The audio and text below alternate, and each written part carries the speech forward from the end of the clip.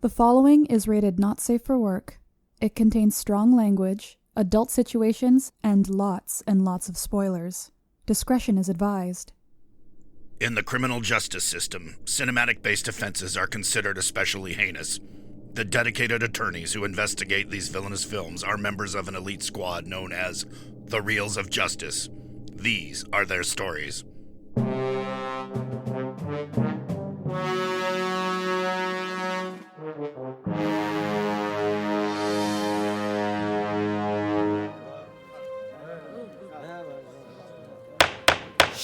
Order, please, order. The Reels of Justice is now in session. Judge Maynard Bangs presiding. Your eyes for the Honorable Judge Bangs.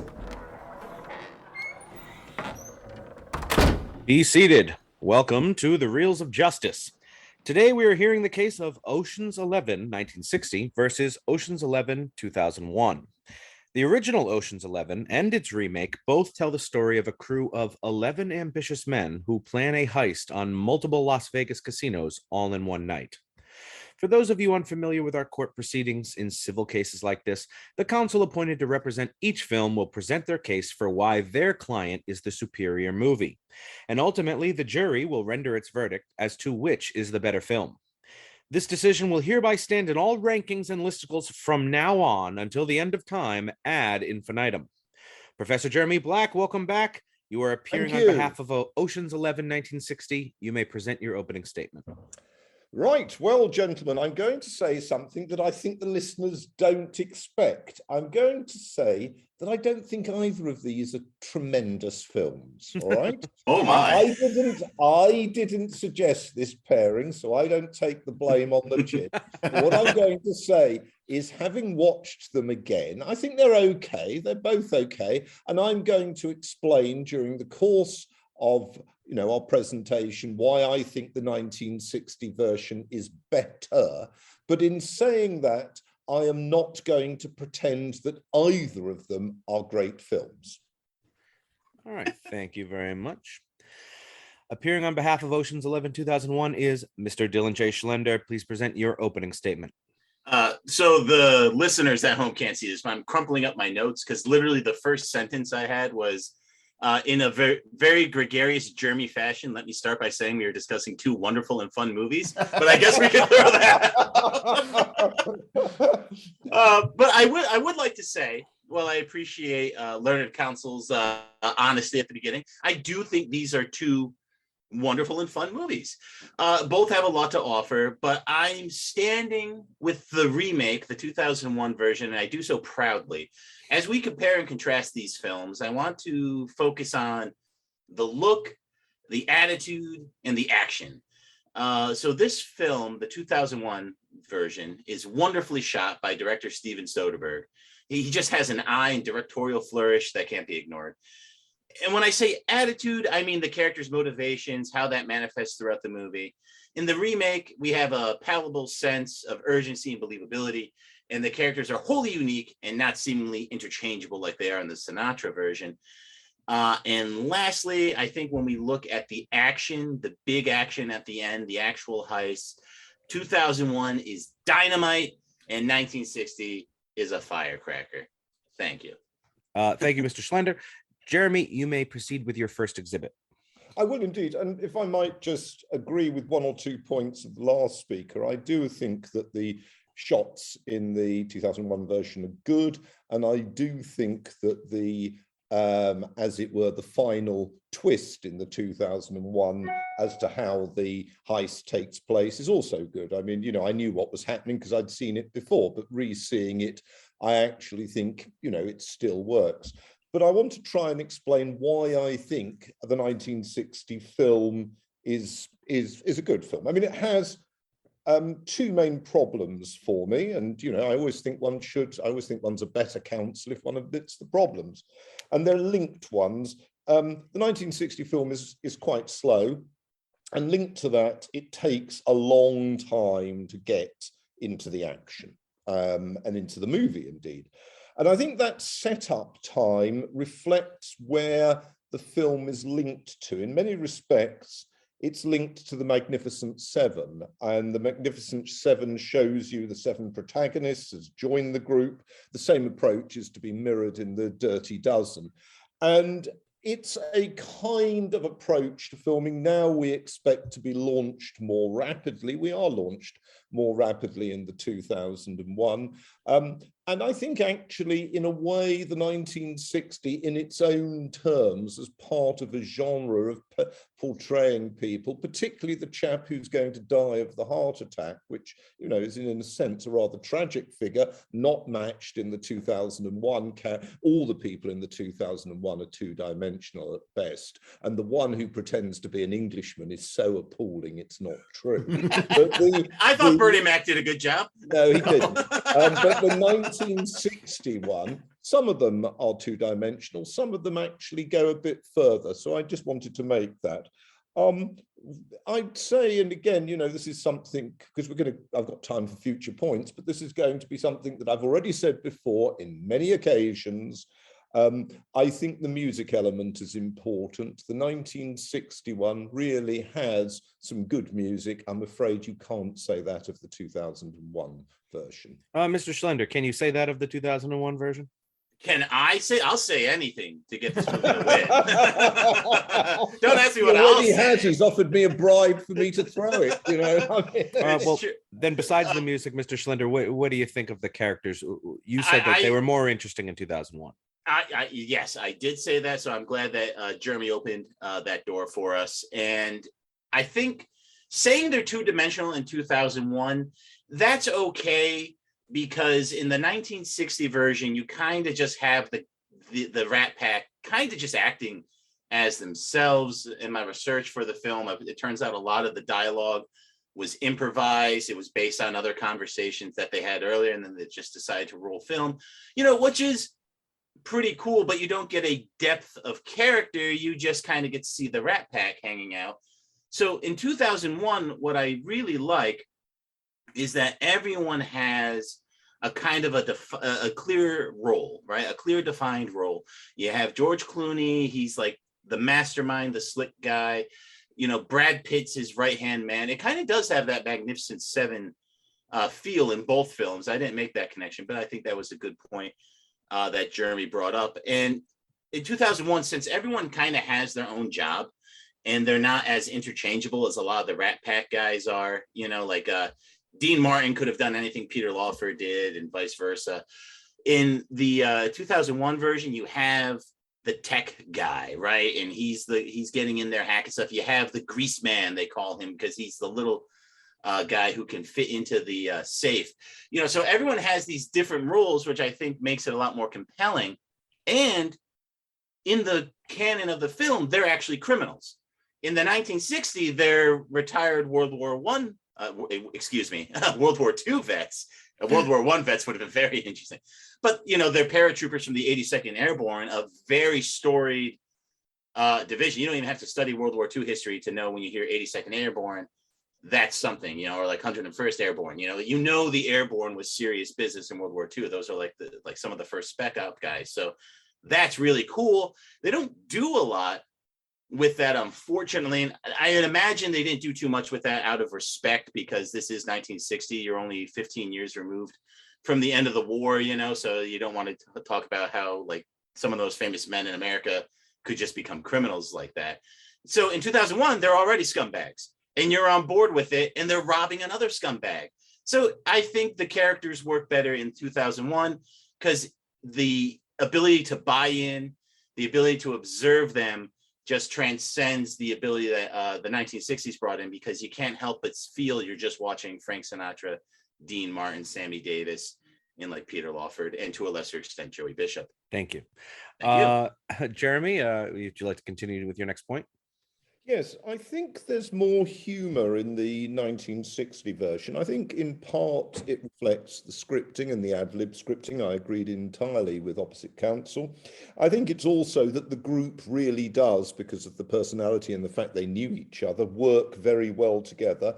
And some of the jokes, I mean, the jokes about color with Sammy Davis Jr. and getting, you know, changing the color of their face. I mean, actually, to these days, that might be inappropriate. In terms of the period, it was actually very funny. funny. They also have an ease of talking to one another. It's in some respects, it struck me as a heist version of repartee between Rock Hudson and Doris Day. And if you like that kind of repartee, and I do like that aspect of late 50s, early 60s films, then that's very good. There isn't really that kind of repartee at that level in 2001. And I have to say, I thought Julia Roberts was a waste of space. I thought the whole plot to do with her was pathetic, infantile and childish. And, you know, obviously, if you like that, if you want your sentiment served up in that fashion, fine. I also thought, and I think this is quite important to me, that I agree entirely with Dylan that the, you know, you've got career criminals in the later one. There is something more interesting about 1960. In part, it's about the American dream going wrong prior to the crises of the mid to late 60s. And I think that's really interesting. At the beginning, the characters are dreamers. I mean, particularly Frank Sinatra in this Mates movie. He comes across as a dreamer. They come across as people who, as you've correctly mentioned, were the greatest generation, and America has not really delivered for that greatest generation. And it's a question is, what's going to happen to them in this, you know, in some respects, silly plot, and I wouldn't disagree with you on that, but it's actually psychologically deeper from that point, and in fact, it plays through deeper. As you know, in the, you know, we're giving it away, but the 1961 has an irony in the close of the banknotes are all incinerated in a coffin, which in part has been burnt for free because of the American Legion's honor to former veterans. And that there is a deep irony there, which is captured by their walk at the end, where they space out, where the group has come apart. And that's totally lost in the later film. The later film's childishness, the fact that it's really suitable for 3-year-olds, is shown in many senses by its happy ending. Julia Roberts. It's cliffhanger. Objection. It's cliffhanger ending. We don't know if the goons are going to get them. What about the goons, Jeremy? I think that's true, but it's not cliffhanging in the sense they've got the money. I mean, it's not a cliffhanger like literally the Italian Job, where at the end you don't know if they're going to get the money. And I did think there was a sort of more profound feel in the 1961 about that very slow take at the end. It's a very slow take as they move along the road. And for me, that was the opposite of the glibness and of the repartee. And it in a way captured something that I thought was more interesting. I want to jump in, Jeremy, because I think you made an interesting point that I want to address, and it really does have to do with the fact that these movies take place 41 years apart. So in 1960, you're talking about these veterans not realizing the American dream, right? And here's the thing. It's like they are doing fine. Frank Sinatra is the luckiest guy in the world. His wife says it. He wins all the time. Peter Lawford gets as much money from his wife as he needs. There's the one guy who ends up having the heart attack. He's the only guy that actually served any time in prison. So you're not having them like, it's not like a dream deferred or anything. They just feel entitled and they want more. And so they become criminals. I don't think it's capturing a national ethos that's, you know, worth admiring, really, from the supposed greatest generation. And I think where 2001 flips that on its head, it's like, well, look, we're not even going to pretend these are nice guys. And I do think some of that makes it, the plot come across as a bit more childish, and it's like me wanty, gimme. But that's what we had in 1960 as well. You just had the patina of their military service over that kind of ameliorated the fact, like, you know, they're blowing up they're blowing up the electrical system. I mean, there's hospitals in Las Vegas. There's air conditioners that keep old people alive. You know, it's sort of like Frankie's like, hey, bada bing, it's a dry heat. And then Sammy, all right, life support's overrated anyway, baby. That's more Austin Powers. I had a good Sammy Davis and I biffed it. I bet you didn't. But if I could jump in in a question from the bench for both of you, Sure. do you not think each film frames it that you should be rooting for the 11? They do frame it, and for the different reasons. In 2001, I would argue we think Andy Garcia is just a bigger jerk. Maybe there's some buy-in with the Julia Roberts story. I agree with Jeremy. I don't think it adds a tremendous amount of depth, but maybe some people do like it. It's like, oh, he's doing it because he's in love. Maybe that resonates with some people. In 1960, you're definitely supposed to be rooting for the Ocean's team. And a lot of that has to do with the fact that they're not very violent, like they claim to have guns on the like when they stick up the actual cash rooms and things like that, but they don't actually hurt anyone. There's a perception of, well, the money's insured. Look at these big wigs running their casino. They're not really going to miss the money. They're not thinking about the security guards who are going to get fired. They're not thinking about the hospitals that they took off the grid, stuff like that. And ditto for 2001, they're not thinking, but at least they're criminals. And so you can vote for bad guys versus bad guys. Like in a great movie about bad guys versus bad guys, Payback. I'm going to cut you there. I want to throw it over to Jeremy for the same question. Do you think the films frame them as sort of heroes? Yes, but different heroes for a different period in American history and with a different element of unreality. I mean, I think that's a very good question. I think the other answer is very good as well. I would say that there's unreality in both films. Now, maybe people like one reality rather than another. I mean, the idea that a 1960 comedy should apologize for switching off the power grid and therefore seniors suffering, I think that's actually the funniest thing we've heard all evening. But I think that the unreality of 1960 is part and parcel of the plot, the characters, all the rest of it. It is a buddy heist movie which is inherently unreal, correct? I agree. So also in 2001, and there I think the unreality, I mean, these are, if they are hardened criminals, they're not exactly the kind of people you would imagine would be career criminals. They're all too coy and sweet and all the rest. They should all be models. And I mean, it's unreal in a different way. And can I ask? I mean, this is just a general point for everybody to think about. I'm just trying to think about how we place both films, which after all is, I think, one of the purposes of Reels of Justice, how we place films.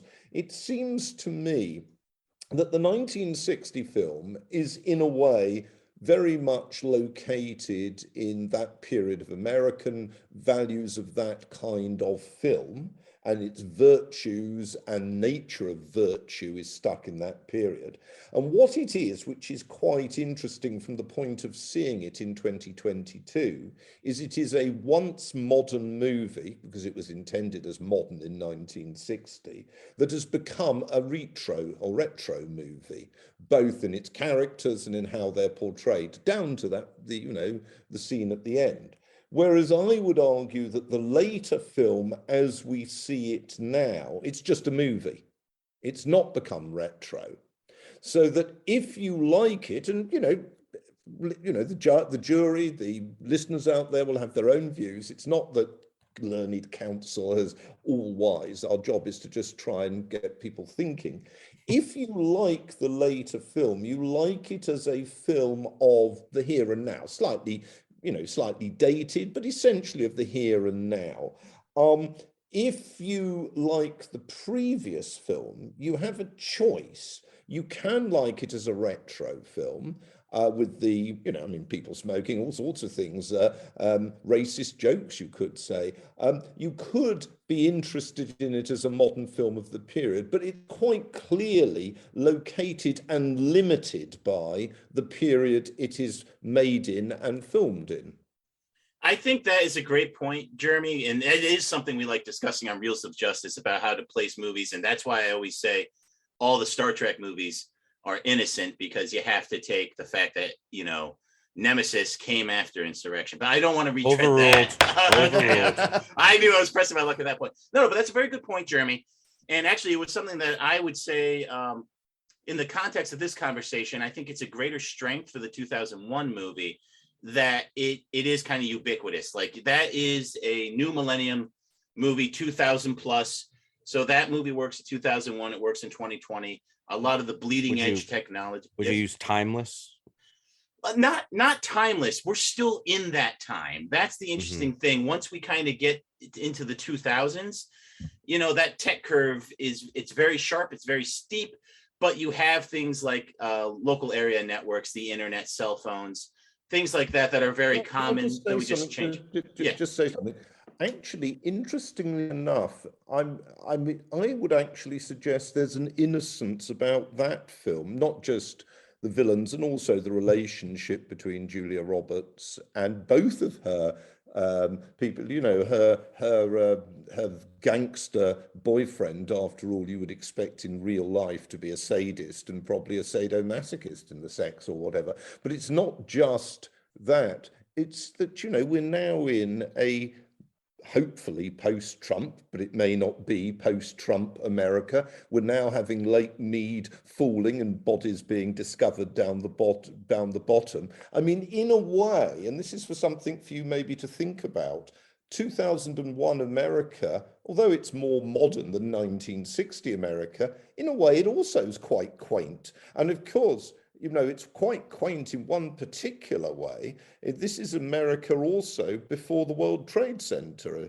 you know, before the Islamic atrocities, which really changed in a way a sort of the American narrative. And I'm not quite sure that it doesn't seem to be a last gasp.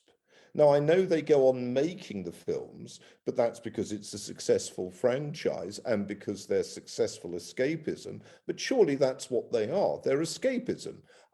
The Frank Sinatra, etc., is escapism, and escapism even more so, characters that can burst out into song. I mean, let's face it. I mean, you know, there is, I mean, you know, actually listeners ought to know that before this, we all have a little sing-song in which the others, not me, my voice isn't very good, all impersonate in their singing famous characters from American vaudeville. It's quite amusing to listen to. Like that. I'm not allowed to show a lot of it. Subscribe to the Patreon to see it. But anyway, I do think, in a sense, it's two stages of, you know, every country has escapism. My country, you could argue, is permanently in escapism. But it's two stages of American escapism. And it's rather odd now for us judging either one by the standards of the other. You know, I think that's a good point, Jeremy, because in 2001, this movie was pre 9/11. We're still kind of riding that 90s high peace dividend, the end of history kind of feel that we were really in. You know, the 90s didn't really end until about 2003 when you think about it. So what does that mean for the film? It does mean we have that that charm of the 90s where it's okay to root for the anti-heroes, you know, like it's okay to root for the bad guys.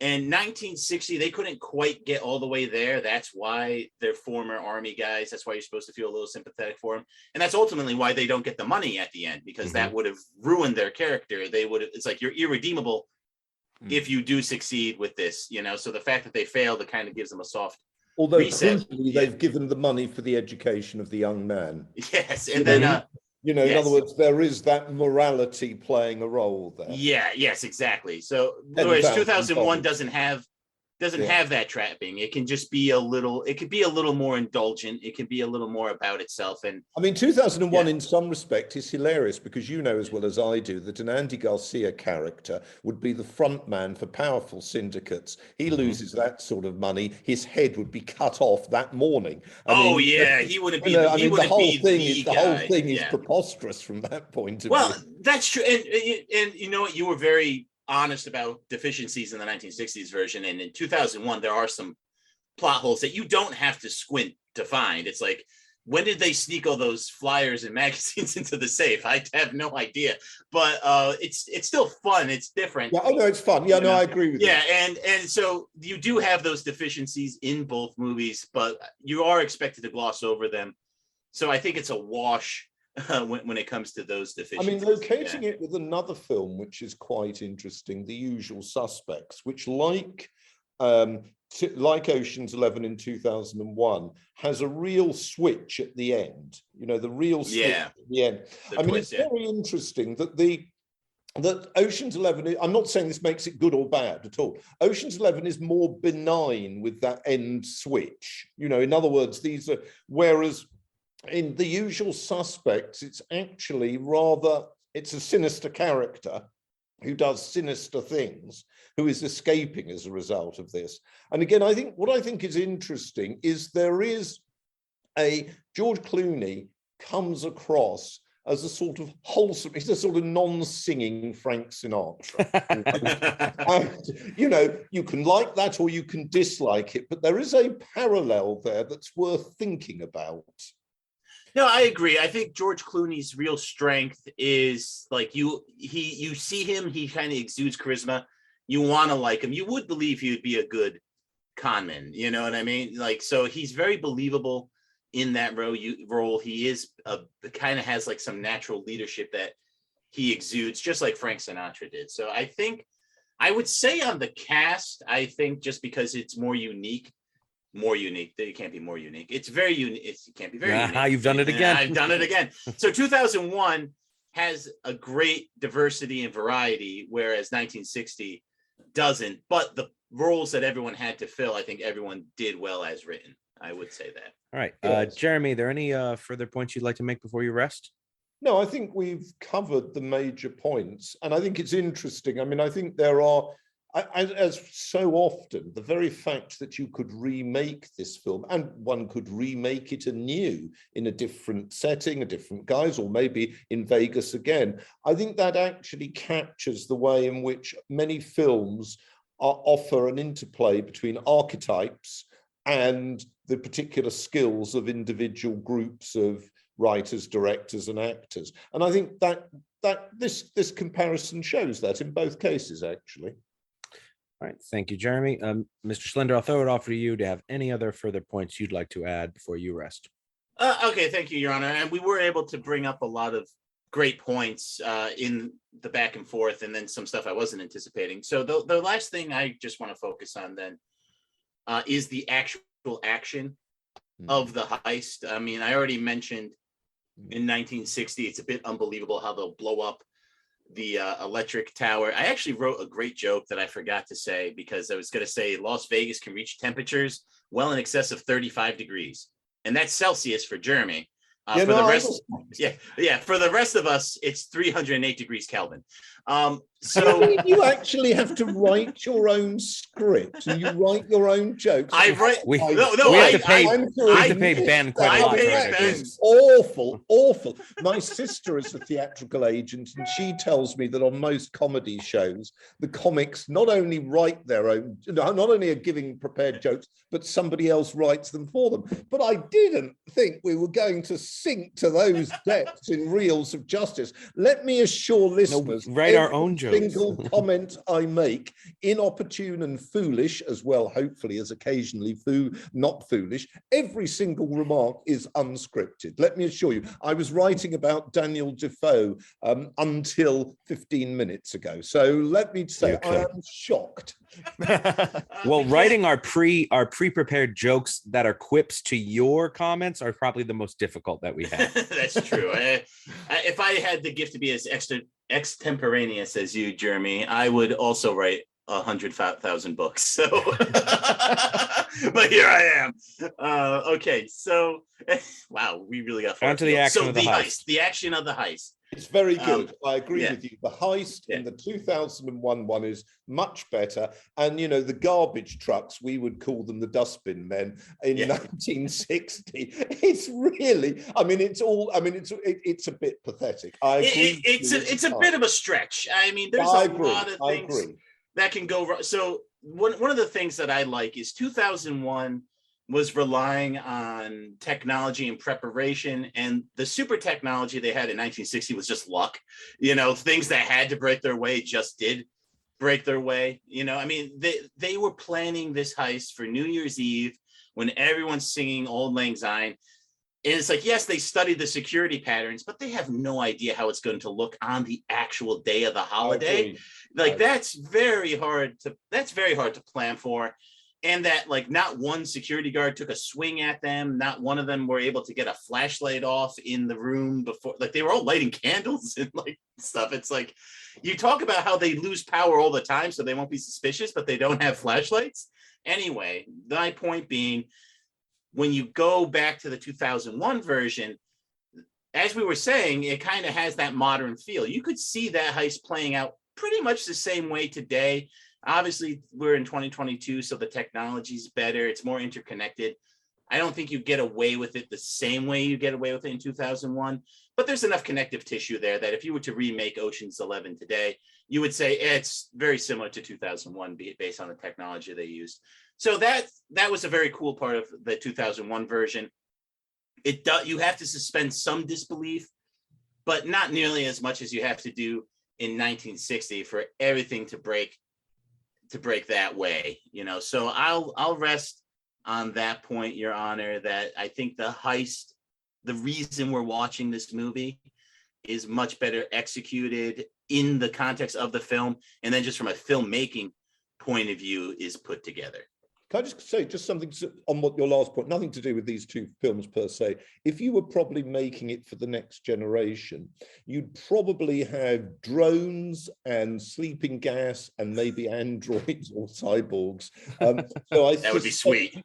I suspect you would make it very differently. And I certainly don't think you'd have the love interest, because now that's so poisonous in a comedy film unless you're very, very, very careful. But that's another issue. Anyway, look forward to Ocean's 3011. But it's for you lot to do it. You're the talent of the future. Hey, you heard how good of jokes we write. I think we can pull this off. Now, both sides have rested their cases. The attorneys will now present their closing arguments. Jeremy, you may begin. I think both films are competent. I think they're both films of each of their certain era. I think that the 1961 has better comedy. I think it has, at the very end, a sense of irony. I think it has music, which the other one doesn't have. And I think, as I said, that it has a quality that is retro, which the 2001 one doesn't have. The 2001 film is dating, but doesn't actually have a retro appeal. All right, good. I'd like to point out that we went from Jeremy thinking these weren't good movies to being competent. So they've stepped up in his regard. That's good. Mr. Schlender, please present your closing argument. Okay, this is funny too, because Jeremy doesn't write notes, but my first line is, we're looking at two competent films. I literally had competent written. So great minds think alike. Yeah, great minds. Or Jeremy's really gone the downhill now. So I don't He could see your notes. He could see your notes. I've got a drone looking over your back. There you go. So, all right. Well, okay. Well, thank you, Your Honor. Thank you, members of the jury, for being very indulgent. And thank you, Jeremy. In closing, so I want to say, again, these are both fun films. I like both. 1960, I would say, walked, so 2001 could run. The fact of the matter is, the early 2000s, I think, is the perfect time and place to make this movie, a movie that is to say involving a very large scale heist. I think the bleeding edge technology facilitates the action, but it's not like the technology today that's so omnipresent, it would ruin all the believability of the heist. You know, we're just way too connected. You know, like you would probably, Andy Garcia would have like a Biodrome thumbprint thing, you know, that it would be ridiculous. The technology of the 1960s, like I said, was just the guys relying on their luck. So I think in 2001, it ends in a way where we want to follow the characters. It gives us the opportunity to follow the characters. And I think the 1960s one, the way it ended, it was good. It ended. It was done. And it's like, that's it. We're good. That's the story. And then to the 2001 version, like we said, these are escapism, you know, so it's kind of redolent of the other series going around at the time, you know, like a Mission Impossible, or, you know, like, it's like, you know, we want more. And it facilitated that. We were able to get more. So I think the 2001 version opened a door. It showed us a path. That was a lot of fun to follow. Are all the Ocean's movies that come after it as good? No. But you know what? There's some fun ones. There's some good stuff in there. And that's what this gave us. It gave us a fun series that we can watch that's, not just swarming with superheroes. Still got plenty of swarmy quips though. So I mean, it was ahead of the time there, and that would be my closing statement. Vote for 2001. Very tight and well delivered. Yeah. Thank you both, members of the jury, Mr. Rob Maynard, Mr. Big Ben Haslar, and Mr. When That Perfect Hand Comes Along, You Bet, and you bet big. Then you take Ryan Luis Rodriguez. You have all heard the facts concerning this case. It is now up to you to determine which film is the superior movie. The bailiff will escort you to the deliberation room to render your verdict. I don't know about you, but what the Rat Pack ended up stealing was my heart. I love the bailiff. I'm foreman. Okay. No, I can't interview. Why not? You can do your Frank Sinatra, baby.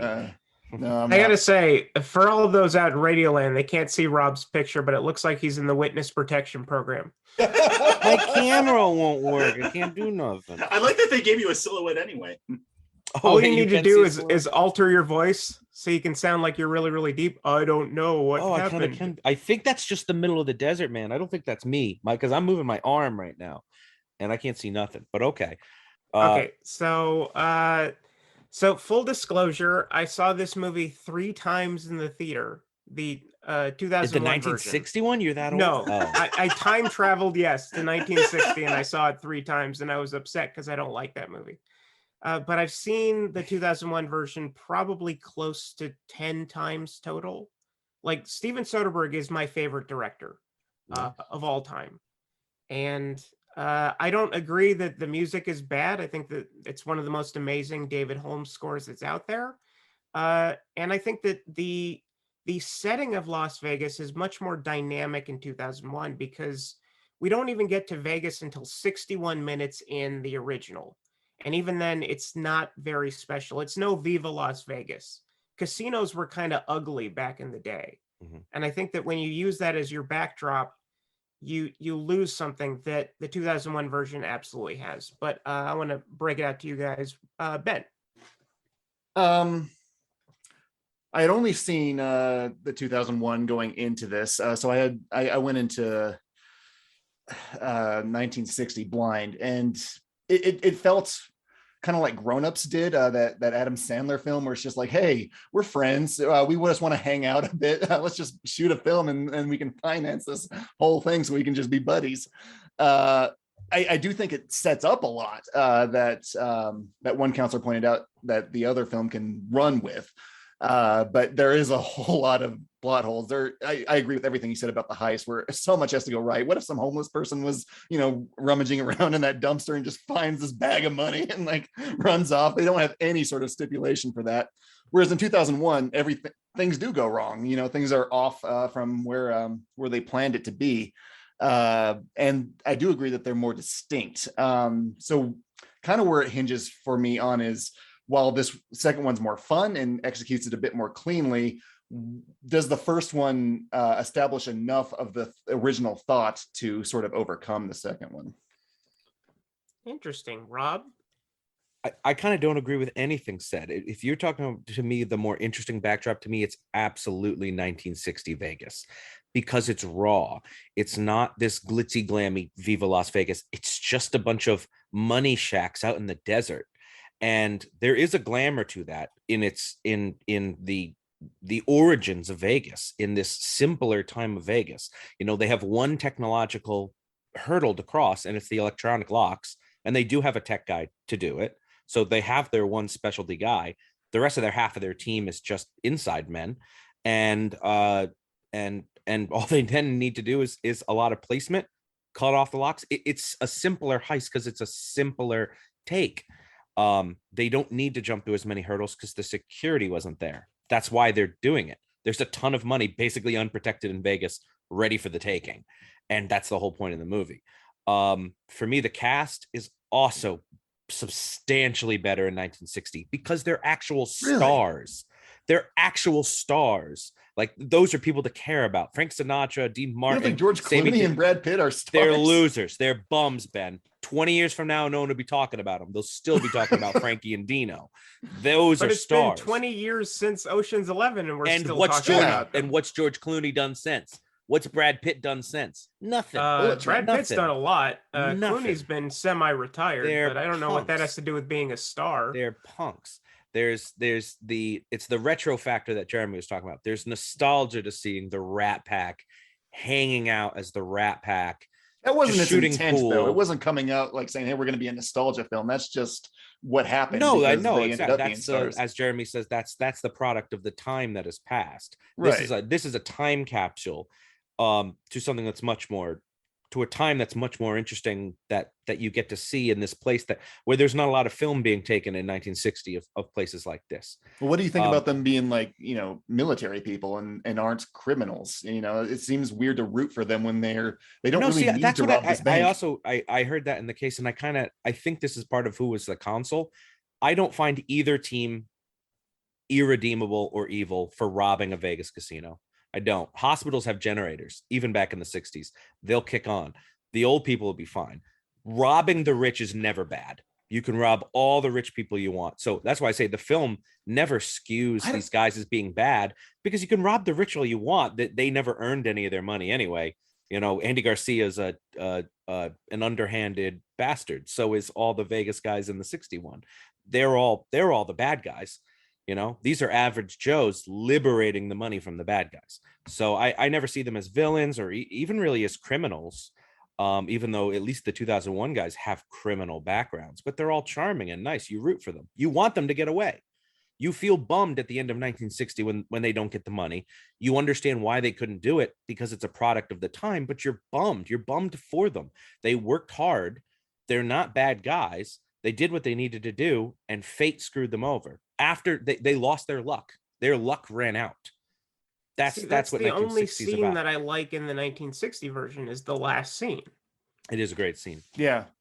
I mean, the only things I didn't like is when we would do the long musical interludes of Sammy and Dino singing. Like, we could cut that, but even them hanging around and playing banter with Poole, that's great. Like, and Sinatra's scenes with his wife were actually character developing. Whereas the Julia Roberts stuff, that was probably my least favorite stuff in 2001, because it's like, Julia Roberts, you overheard that Andy Garcia doesn't think much of you and you're going to leave him? Were you under some impression he cared about you? That's stupid. He's a rich gangster. I thought you were using him for his money and his power, which is what you should be doing. Like, you're going to leave now that you find out he doesn't love you? I mean, it's ridiculous. And why go back to George Clooney, who apparently is, even if you're going to leave Andy Garcia, why go back to George Clooney, who's obviously a jerk? He's the same guy. He's rich now, though. But the heist in 2001 is much better. So, like, I would like to take the plot of 2001 and drop the Rat Pack into it. and copy the whole heist scene and give them that. yeah. Like, like the more charming, because they're more likable. Like, the Rat Pack is a more likable group. I want them to get away with the money more than I want Clooney. Yeah, but not all the 11 have personalities. Like, some of them are just there. Yes, because they're inside guys that we don't see much. But as far as the guys, everyone in the 2001 version has a utility, has a purpose, and there are several characters in Ocean's 11 where they're just in the scene. Like, Henry Silva is just there, and I'm just looking at him going, "Yep, that's Henry Silva." I don't know why he's there, but he's there. No, they don't all get personalities for sure. But they also many of them just don't even get screen time. They're there to sort of just to explain how they were able to follow. Like, they're just inside men. So they were just there to be like, we did have somebody on the inside for a long time to teach us about these patterns and get access to what we needed. But we don't need to develop them. It seems like they came up with the name first. And they're like, okay, we only have 6 interesting people. So what do we do now? 5, whatever. It's 5 other guys. Yeah. Doesn't matter. I don't know if maybe it was a case that they just knew they needed a couple more hands to actually get the thing done. Not sure. Ocean's The Rat Pack is huge, though. In researching the Rat Pack, like, they're enormous. They're like the 50s and 60s equivalent of like the Bullet Club, right? I mean, it's a group with constantly rotating members, people going in. That's a pro wrestling reference for you. Or Ryan. the olden time, the Pussy Posse that Leonardo DiCaprio founded. I hadn't heard about that, and I was happier when I. But he's gonna. I think Ryan made that up. No, maybe it's a Wolf of Wall Street. No, thing. it's true. I'm not Googling that. You shouldn't. But yeah, so the plot in 2001 I think is a lot better. I do get everyone has a job. It doesn't necessarily really mean they have personality. I mean, Don Cheadle, he blows stuff up and he has a weird British or Australian accent or something, but like, hey, I wouldn't call it a personality. And then you have the two brothers who bicker and argue. Is it a personality? So after Pitt, Clooney, and Matt Damon, a lot of them become kind of forgettable. Well, okay, except for Carl Reiner. Carl Reiner's great, but I hate Carl Reiner. Anyway, I've talked a lot. So does anyone want to go on?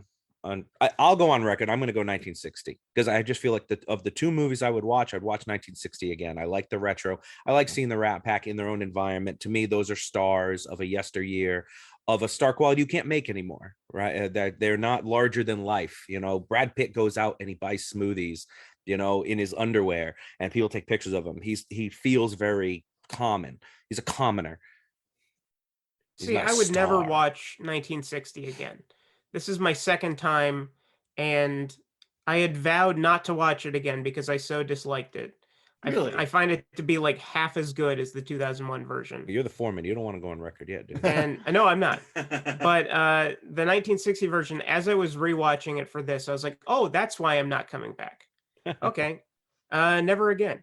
Ben. Is it the Sammy Davis Jr. jokes? I would come back to the 1960s, but I do feel that it's slow.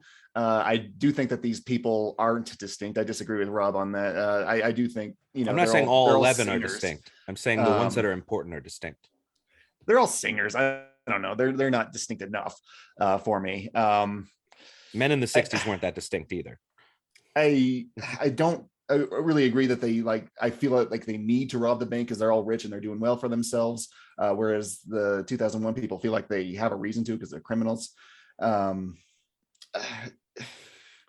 2001 heist is just so much better and it has so much style to it. I think I have to go to that one, even though I'm afraid I just locked it in because I can see Ryan's Viva Soderbergh shirt going on. There's never been a doubt about Ryan. The doubt really was more on you, Ben. But this actually is. No, exactly the 2001 is I love what's set up in the first one, and I by no means bad. I do think that the second one takes that and makes it better. It's exactly when you look at what an example of what a good remake should be. This hits all of those marks. It takes what's there and amps it up. And what I did like about 1960 is they knew they couldn't get near the casinos if they were criminals, right? Which is like, George Clooney is a famed thief. Why are you letting him in your casino? Right, he's just like sitting there playing slots and the guys how do you not know all these dudes who have records and are well known and are all sort of hanging around your casino playing cards and like you don't know about this? Anyway, I'm going 2001. Yeah, I figure. Ryan, surprise us all. Do something out of character. I wonder what I'm going with.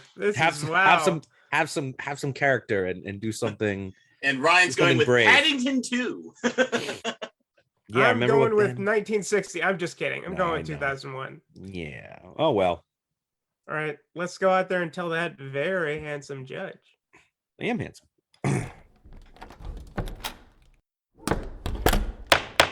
Mr. Foreman, have you reached a verdict?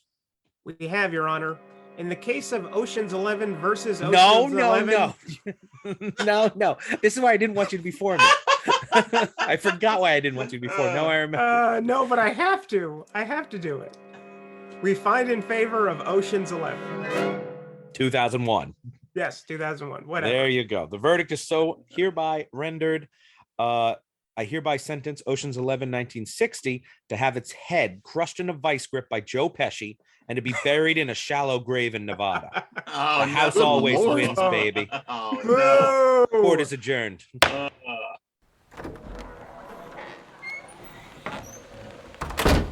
This is Ben doesn't sound anything like Frank Sinatra, who had the rug pulled out from under him, reporting outside the Reels of Justice. Like Jerry Lewis. Mr. Schlender, fly me to your thoughts on the verdict. Well, I just want to say, funny enough, I actually think the 1960 version's better. But it's always great having Jeremy on. We had a great conversation that went in directions I was not expecting. So I definitely tip my hat to him. We had a very thoughtful and handsome judge, and we had a very deliberative jury that I think really took our points to heart, and I think we got a lot more of discussing these two movies than I anticipated. So I'm very happy with how things went today. This was very good. Thank you. And Mr. Jeremy Black, let me see what spring is like in your head. In other words, what did you think of the verdict? Well, I think that it's probably to be understood, given that one of the judges is so committed to a particular director. I think we're still where we were at the outset, irrespective of the verdict. They're both difficult films to compare. They've each got strengths and weaknesses. I think they tell us about American escapism, which is nothing wrong. Every country has escapism. They tell us about American escapism at a particular moment. And I suppose because of the nature of time passing, it's all too easy to say that in 1960 they should have imagined Las Vegas as being as it was to be in 2001. Actually, in a sense, what's interesting about the 1961 is what it shows you. I mean, for example, the kind of burlesque nature of these stage shows. I think it's worth watching, not just for the retro, not just for the acting. I think both of those are important, but for a moment of American history and culture. And that, I think, is a very interesting moment, because that was before America really confronted the darkness of the 1960s. So, I think we've had a very good discussion. I think a lot of very good points were made. I think, as a rule, just personally, it's always worth judging things in their context rather than trying to apply universal supposed values. But then I would say that because I'm a historian. But obviously, if you judge things from the perspective of the present, inevitably older films, unless they match the norms of the present, are going to be found weak. And, that's fair enough, but I just personally don't have those values. Thank you very much. Now let's play amongst the stars in that post-trial analysis. So easy to do with Jerry Lewis. I said, Ben. Ryan, Nice that I wasn't doing anything this week because I was doubling up as the lawyer in the other one. You can't see it, but I'm what a rubbing my cop-out. hands together in conspiratorial fashion. What a cop out. Anyway, great case. Thank you, Jeremy, again. I definitely took a lot of heart, but this is a case where the four of us are divided right down the line about these two movies, and it's just a case of who got drawn as the lawyer and wasn't in the jury. Had Dylan been the jury, I definitely, the 60s probably would have taken it. So I would have gone with that. I'd call that a coin toss then. I'd call it a push, but 2001 is the one that took it this time. Yeah, I think everyone should definitely watch both movies. I think that for sure. I agree with you on that. Yeah. No, I agree with you. Now, speaking of that, what is another movie that people should see, Jeremy? I know you've always got good recommendations for us. Well, I just want to mention two, one of which is a very recent film which has had some quite hostile reviews in Britain, but which I thought was a good film. I went to see it in the cinema, and actually I was very taken by it. I didn't think I would be, and I haven't read the novel, and that's the American film Where the Crawfish Sings. I'm well aware a lot of the newspapers in Britain didn't like it. I actually thought it was very good. I thought the acting was very good. I thought the film was, the film quality was good. I was taken by it. I mean, I haven't read the story, so I don't know how far, for those people who have read the story, it may or may not please them. But I'd just like to mention it. The other one is a film that I think got completely ignored because it came out during COVID. And that's a film which it's a British film with some very good acting by Eddie Izzard as the principal character, but with Judi Dench in doing a pretty good role. Jim Broadbent, quieter role, but good as well. And that was a film called 6 to Midnight. And although the plot is fairly silly, I thought the acting was good. And again, I thought the cinema quality was good. So I'd like to mention both those films as worth watching. Yeah, I love Eddie Izzard. So. Eddie Izzard is the funniest guy in Britain, right after Jeremy. I hear Eddie Izzard writes his own jokes. Say what? I don't know if the crawfish things in Britain, because it's crawdads over here. Oh, well, whatever it was, a crawdad. Oh, okay. I was I just wrote, curious. yeah, you're Yeah, right. I thought it was called Where the Lobster Sings, but I No, guess it that's wasn't a only lobster. in Northern Definitely California. not a lobster. Not And it had, lobster. and it did manage to present a hilarious account of the coastal Carolina, I think it is, without really midges playing a major role in making life difficult. But no, I think it's an interesting film, and the reason I mention it is, I honestly can't speak for what happened in America, but it has been harshly treated by the reviewers here, and I always like people, when the film is harshly treated, to actually just go along to the cinema and make their own mind up. Mm-hmm. I agree. Or listen to what we have to say. Yeah, I was gonna say, or if make it comes on your the own, show. make your own mind up. Dylan, what's your recommendation? Oh, thank you. So when I was doing the research for the 2001 version, the name Ted Griffin as the screenwriter came up, which I thought was funny because I had just looked him up for a completely unrelated movie he wrote, because I fell down a Neil McDonough rabbit hole and I looked up Ravenous, which he also wrote. But yeah, I know. So I'm actually going to recommend another movie that he's the screenwriter for that kind of fits more with the episode, and that's Matchstick Men. You know, having recently discussed Nick Cage in our Vampire's Kiss episode, I think it's important to remind our listener out there that Nick Cage, he can actually do tics and maladaptions and various other idiosyncrasies without being damaging to the film and actually enhancing it through his acting prowess. So like today's movies, we follow criminals, Nick Cage and Sam Rockwell. And the movie's directed by Ridley Scott. And Matchstick Men, I think, typifies the slick, cool, but not too cool polish we were treated to in the early 2000s, as it blends style, substance, and there's just enough of a plot to keep you interested. All right, excellent. Yeah, I haven't seen that one. I kind of always meant to, but yeah, we're certain Nick Cage can act when he chooses to. He just and this doesn't often choose to, does he? And this is the example where if you want him to crank it up, you know, and like, because he has like Tourette's and OCD in this movie, but he delivers it in a way that enhances the movie, works within the movie. He doesn't steal the scenes in a negative way. He steals them because you're just admiring how good of an actor he is, and Sam Rockwell is able to keep up with him as well. So it's a very well put together movie, as you'd expect from Ridley Scott, of course. So I was a judge. I'll go with my recommendation. There's a lot of bank robbery movies out there, right? But of all the heist movies Hollywood has turned out, my recommendation today is absolutely one of them. Inside Man from 2006, directed by Spike Lee. Love that movie. Hostage negotiator, played by Denzel Washington, is called in after a crew of masked men, led by Clive Owen, hold up a Wall Street bank, and the film follows a series of misdirections and ingenious planning by the robbers to ultimately try and liberate not only some diamonds, but also a potentially damning piece of evidence against a powerful chairman, played by Christopher Plummer. The cast is great. It also features Jodie Foster and Willem Dafoe, but the most memorable aspect of this film is definitely its clever ending and overall premise from Russell Gerwertz. I hope I said that right. It's less a matter of if they can rob the bank and more so how. It's like half bank robbery, half magic trick, and it's sure to satisfy. Inside Man is currently streaming on HBO Max, but with how that app's been doing, it may not be for long, so don't hesitate. Ryan, what have you got for us?